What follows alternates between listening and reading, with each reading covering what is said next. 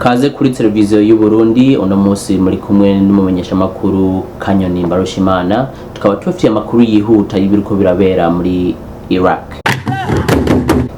Tukaba dufise umumenyesha makuru wacu hari akabari yari Gakoni muratwumva? Ego ndabumva Kanyoni. Hiyo byifashe gute? Ego Kanyoni ndi hano mu gisagara ca Baghdad ariwo mugwa mukuru wa Iraq.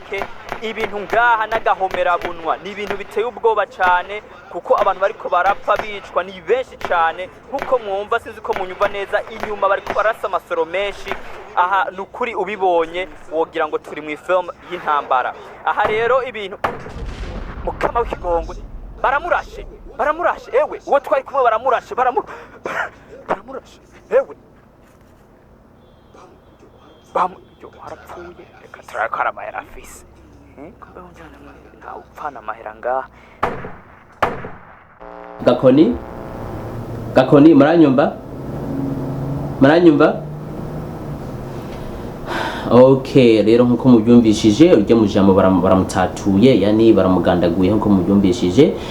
Ku bantu mwahora murondera ubuzi bwo kumenyesha makuru rero imiryango iruguruye mwebwe ivyo musabwa ni kugenda mukuzuza ibyangombwa kugira ngo dushobore kugira iki kubaha akazi. Urupfu guno mujama tuzoca ku mazi kuwa mbere hama tuzogende kumuhamba kwa kabiri saa 3 z'ijoro kuko abantu bafise ubuzi kandi bakaba bakora ku murango bakazomuhamba mu kaburi bahambamwe abantu.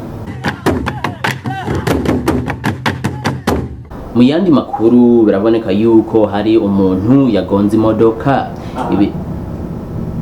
imodoka yagonze umuntu murantunge imodokari yagonze umuntu murumva rero n'uwo mujama yagiye.